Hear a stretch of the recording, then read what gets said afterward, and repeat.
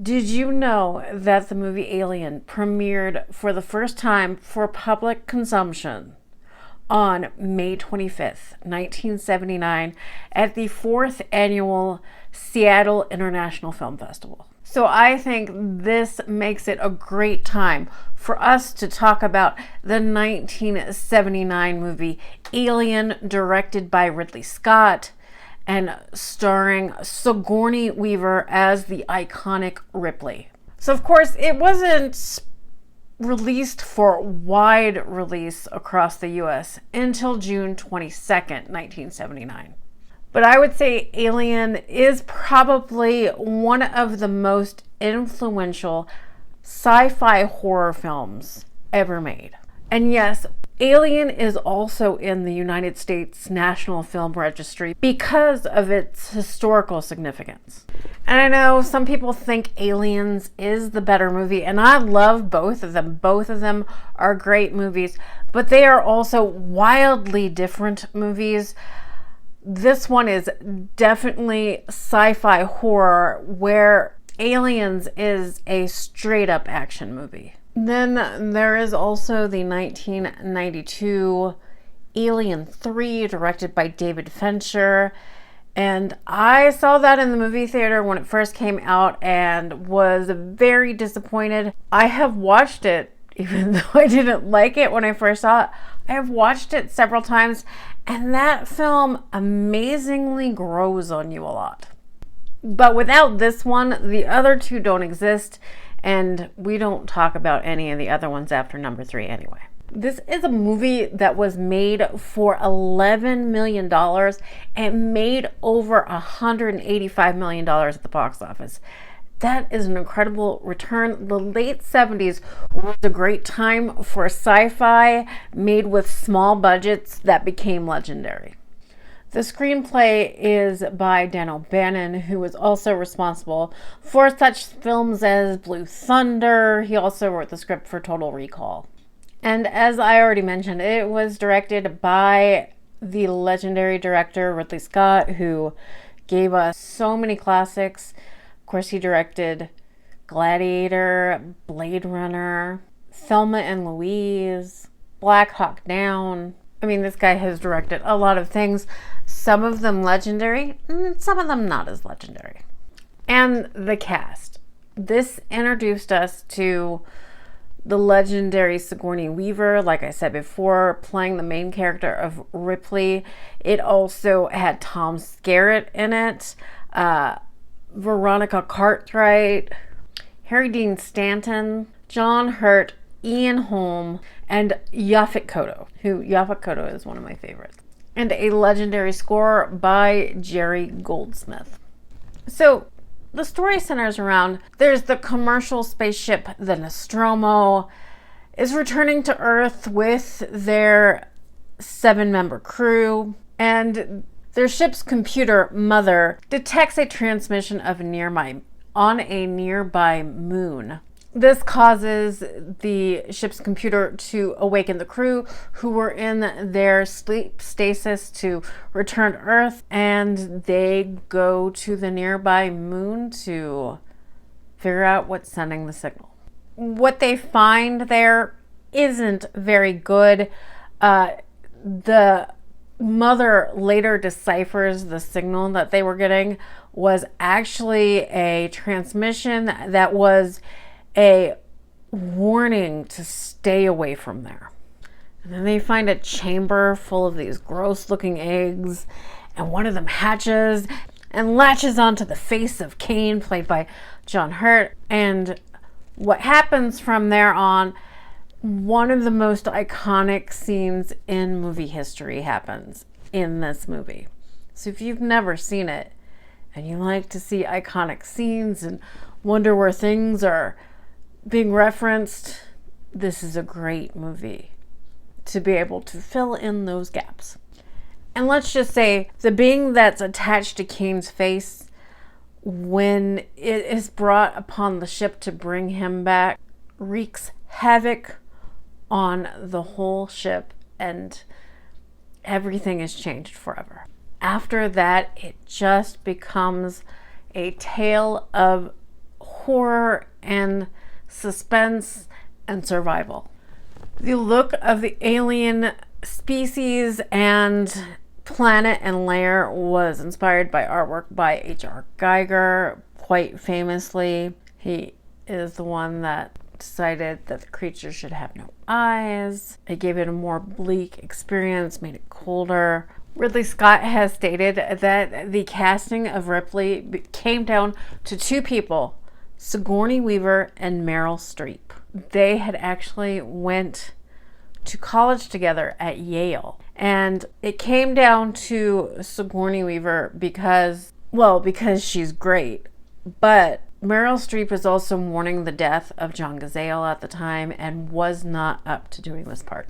I guess maybe that means that we have Meryl Streep to thank for Sigourney Weaver having this part. And I don't know how it would have turned out if Meryl Streep was in the part of Ripley, but I don't care because it's perfect with Sigourney Weaver. And yes, the special effects in this movie and the look of it are groundbreaking, but yes, that is the man in the xenomorph suit, so that is plainly obvious when watching the movie, but still, I think they pull it off.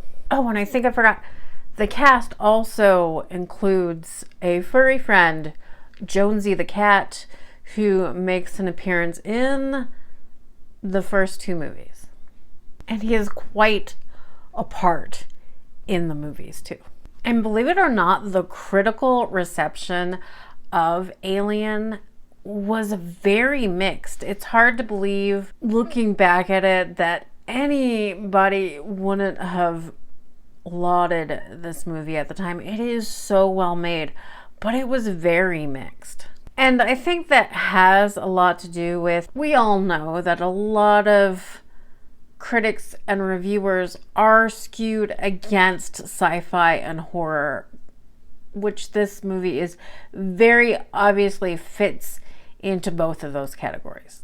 The people that had mixed reviews, critics at the time, Leonard Maltin's review is very mixed. Vincent Canby's review, very mixed. The review in Variety and Sight and Sound, all were very mixed.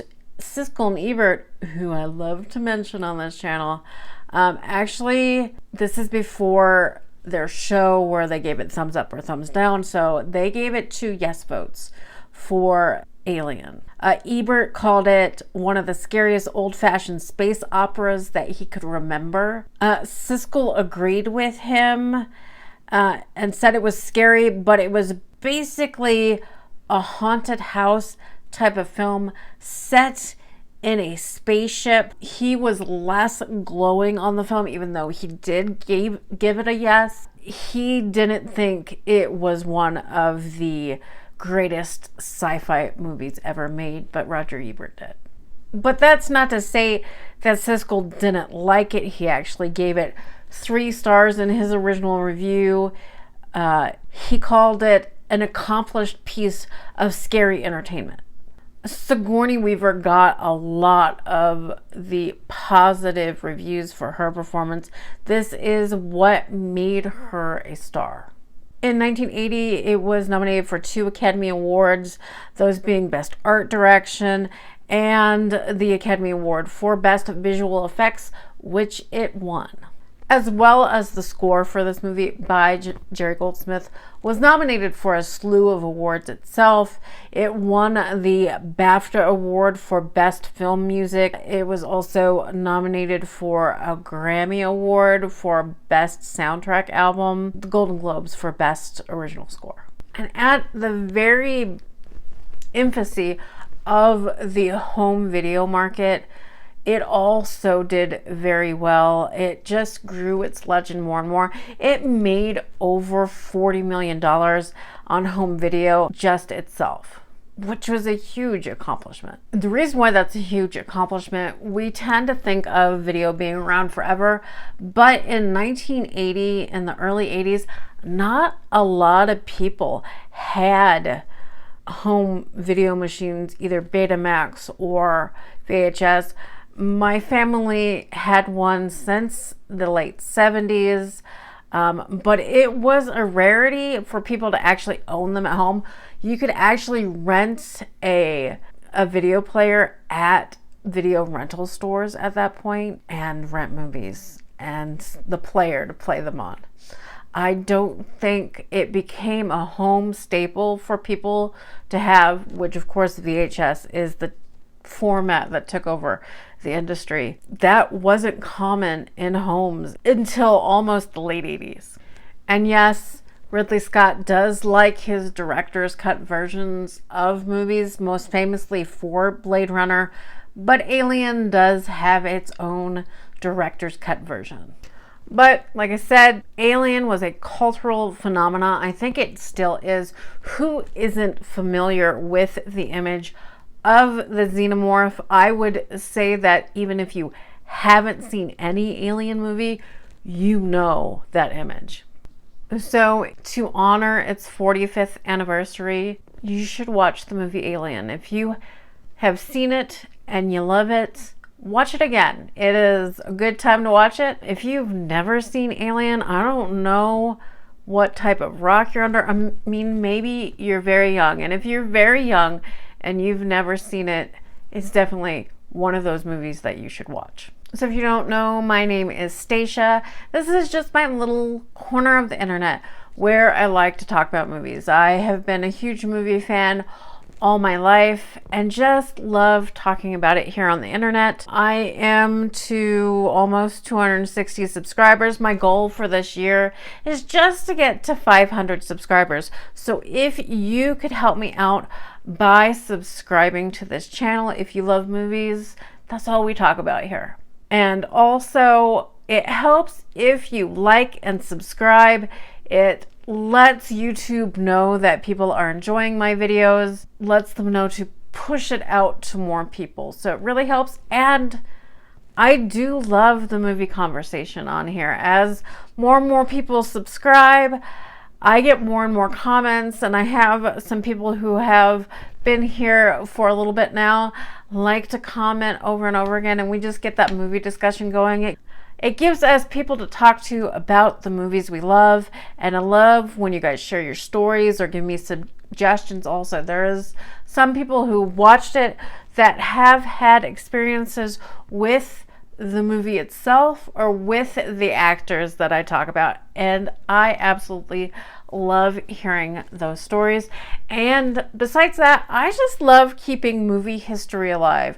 In this day and age, it seems harder and harder to do, to focus on some of the artistry of film, and I think it deserves being talked about. And I think these older movies deserve a chance. I think if we give younger audiences a chance and they see these movies, they will really appreciate them, and it will make them thirst for better movies to come out this day and age. Any real good art and film deserves an audience. But again, my name is Stacia. Thank you for joining me, and as always, I love you. See you next time.